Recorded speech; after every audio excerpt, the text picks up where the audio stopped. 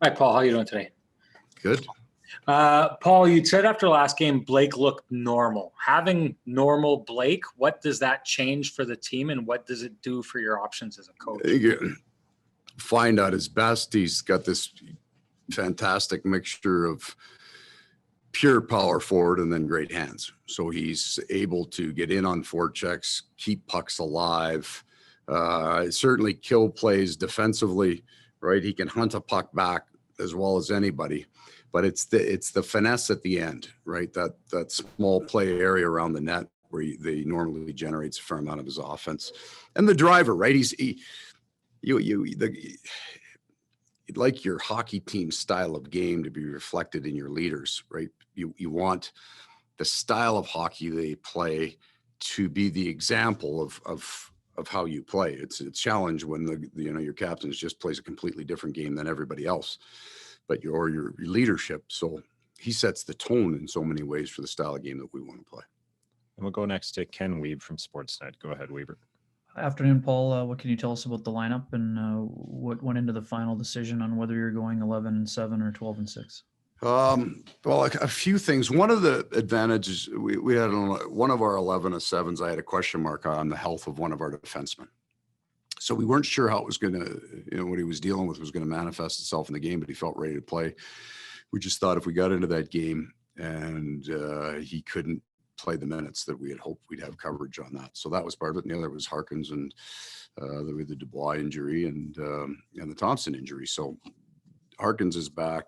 We think that Thompson and Dubois aren't far off.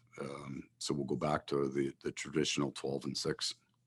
And we'll go next to Mike McIntyre from the Winnipeg Free Press. Go ahead, Mike. Thanks, Gregor. Thanks, Paul. Paul, you guys have played 14 games, and by my count, you've had 5 kind of go right down to the wire. You've had a couple late goals that push games into overtime, and then, of course, 3 kind of real tough late losses. Is that just a product of a competitive division and a lot of parity, or is there something more to having 5? You know what, Mike? I don't think there's more to this story because we've looked at it. I don't feel in those games, and most notably the Ottawa game, that the other team, that we had a lead and the other team just started coming, right? They got on us and we couldn't break the puck out, or we got hemmed in, or they dominated us in the third period. It's a penalty in Calgary. It's the end of a penalty. Maybe that's the theme. We had 2 defensemen take penalties late in games, and they scored on the end of one against Edmonton, which kind of set up that game. And then the last one was just a miscue between 2 guys on a harmless play. And I rarely like to say bad break, but it was just one of those ones you don't like at all. So I don't think that there's a theme, because I haven't felt the other team or the trailing team, even in our sense of time, was dominating. It was just a great big pushback, We'll go next to Josh Clipperton from the Canadian Press. Go ahead, Josh. Paul, the Moose get going tonight. How important is that for your team and those guys, knowing just the development aspect, the development vacuum we thought, and also, older guys that might be trying to get back in the league? You were a coach that got back to the NHL by coaching the NHL. What does it mean for everybody just have this league up and going again? Well, they will be in some ways, within 2 weeks sharper than some of the poor fellows on the taxi squad who can't get into the games, right? Because our practices now are almost non-existent, and that's going to become even more true in March, where we just won't practice our team for a month. It's very difficult to stay in game shape if you're not in games. So that's really critical. I think one of the things that I kind of noticed, I was trying to articulate to the Ville Heinolas of the world that we really, really liked them as players, that we really, that the organization values them, and that's true of Sandberg, and we've got Gustafsson here, but the guys, in a normal year, they wouldn't be sitting around not playing, right? They would be playing big minutes with the Moose and developing and getting better. And when somebody got injured, they get their call-up chance and away you'd go. But you had this kind of strata of really good players that weren't, in your lineup. They got no place to play. And then they start to wonder, like, how much does the franchise value me? So that part kind of goes away. They get to go down there and they'll say, well, Moose coaches love me because they're playing me 22 minutes a night.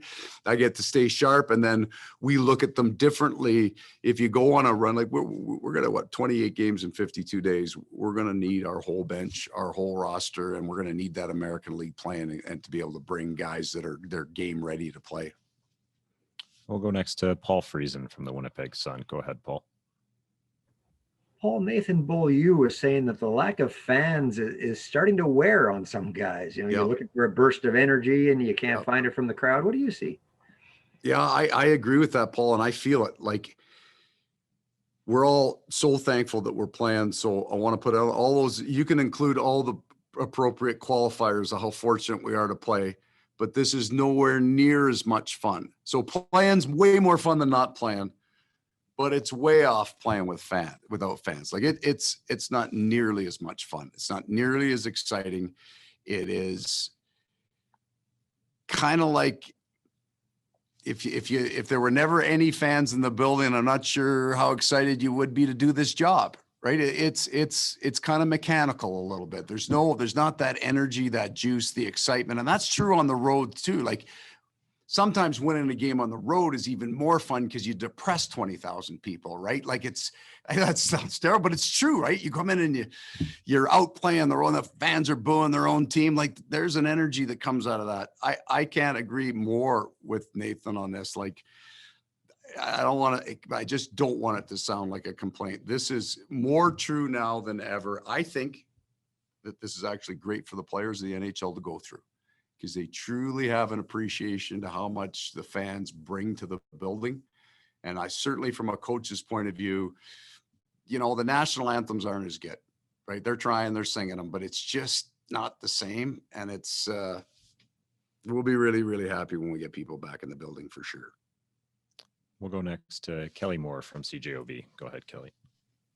Well, after hearing that comment about depressing 20,000 people, I'm guessing you're the guy that liked the wind gusts coming up when they were bringing out the birthday cake. But Paul, just in terms of how Edmonton is playing now compared to when you guys had your 2-game series, I don't know what the video says, but at least you're starting to see more and more of people not named McDavid and Draisaitl get involved offensively. Is that going to make this even more of a challenge over these next 2 games? Yeah, you know what? So this is a bit of a theme that you're seeing.